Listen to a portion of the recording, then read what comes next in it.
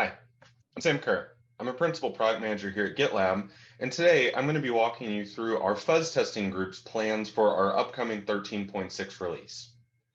So one thing I want to point out, at GitLab, we plan ambitiously, which means that some of the items I'm going to go through with you today will not be completed in 13.6, but this is our list of priorities and things we're going to be working on, so I want to highlight each of them to you. And so with that, let's jump in. I'm sharing my screen our public issue planning board, so you can go and view this yourself if you would like to follow along at home. And you can see we've got a lot of stuff in this release. We've got 12 issues. And so I'm not going to go into each individual issue, but I do want to point out a few things and highlight a few themes that we're focused on. And one of those themes is really, we want to give you as a fuzzing user more value from the GitLab fuzzing and value out of using GitLab as the platform that you're doing your fuzz testing on. To this end, the first two issues are all about making the results of fuzz testing and crash results human readable.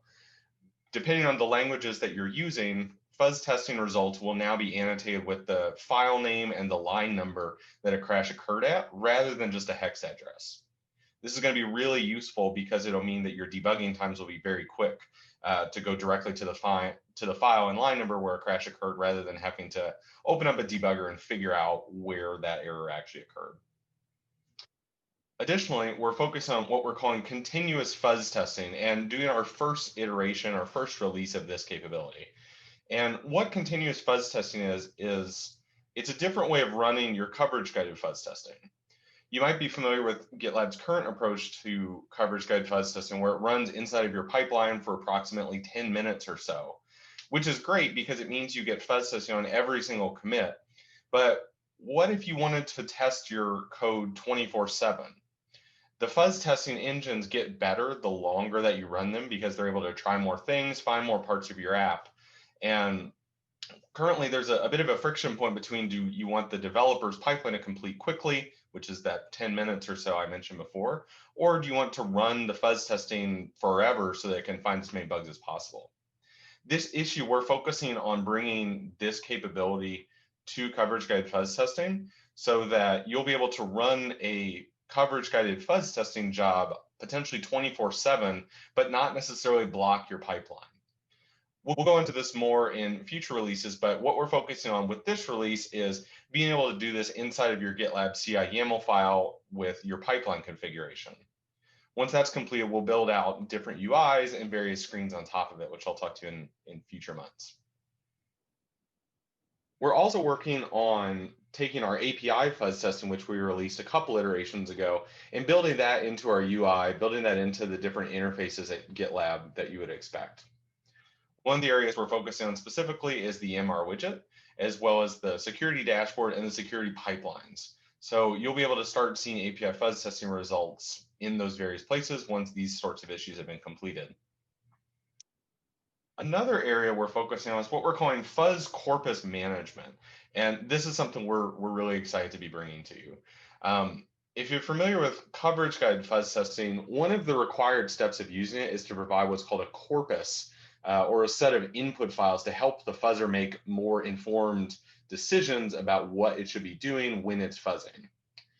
For example, if your application is testing, say, an audio interface, the fuzzer needs to be generating audio files designed to find bugs and vulnerabilities. The corpus is what is used to inform the fuzzer that says, this is an example of a known good audio file, do your mutations on top of this. Because otherwise, if the fuzzer is just making completely random files from scratch, it's going to take a long time until it starts to generate something that looks even close to an audio file. And so this is actually an area I'd like to show you a brief conceptual demo of some of the designs that we're putting together for fuzz corpus management. So let me switch over to our prototype for this, and we'll go through it.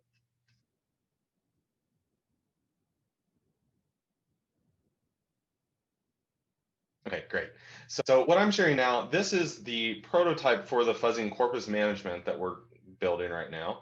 And you can see I'm on a security configuration screen that you would get to by clicking on the configuration button on the left side of your browser in GitLab.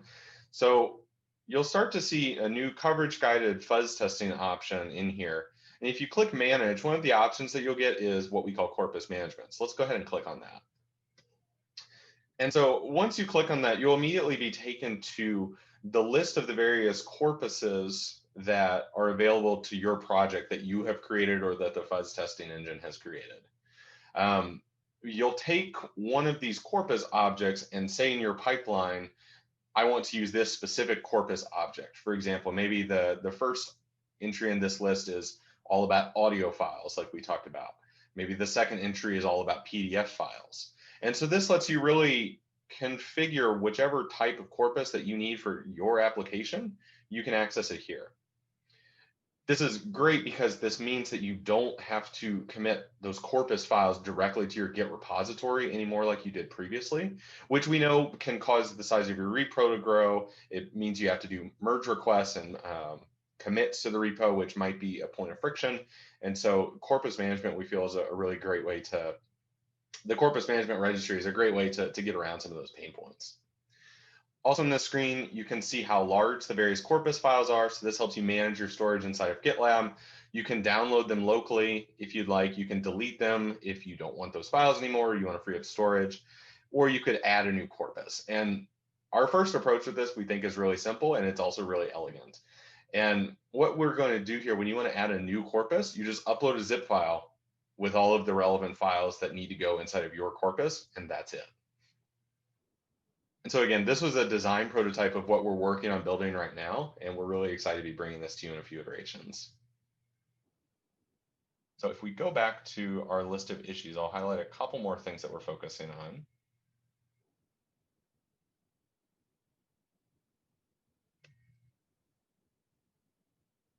Okay, great. Some other things that we're focusing on with our API fuzz testing, we're working on how can we run API fuzz testing without using Docker inside of Docker. We know that the Docker and Docker deployment model is troublesome for some use cases, so we want to be able to provide you the option to not use it if you so choose. Also, we're going to be adding support for the latest version of the OpenAPI specification, version 3, so that whether your OpenAPI or your Swagger file is in version 2 or version 3, you can easily use GitLab's Fuzz API fuzz testing out of the box. And one of the other things GitLab is all about is dog fooding. And we're really looking forward to working on dog fooding GitLab's own code using GitLab's own API fuzz testing. And so we're going to be working on applying the API fuzz testing engines directly to all the various APIs that our GitLab application itself exposes. We had a great experience when we did this with coverage guide fuzz testing. We found some things that we fixed. And so we're looking forward to finding, again, some more things that we can fix after running the API fuzz tester. And then a couple other items on here, I'll skip through most of them, but one thing I do want to highlight is we're also starting to think about how can we support C# with coverage guided fuzz testing. We've heard that there is need for fuzzing C# applications. And so this is one of the things we're going to start doing some research in, figuring out our plan to be able to support it. If there is not a language that you write your application in that you'd be interested in fuzzing, we'd love to hear that feedback because that's what helps us prioritize and make sure we're focusing on the right things. And so with that, that is our high-level plan for 13.6. Again, at GitLab, we plan ambitiously. So these are the things we're focusing on, but we're not positive all of them are going to be delivered in this coming iteration. We release on the 22nd of every month. So if you come back on November 22nd, you'll get to see which of these got shipped as part of GitLab 13.6. Again, we'd love to hear your feedback, whether it's good, bad, or ugly about fuzz testing. It's great, starts a good conversation, and it helps us make sure we're building the right things for you as the user. With that, thank you so much. Have a good day.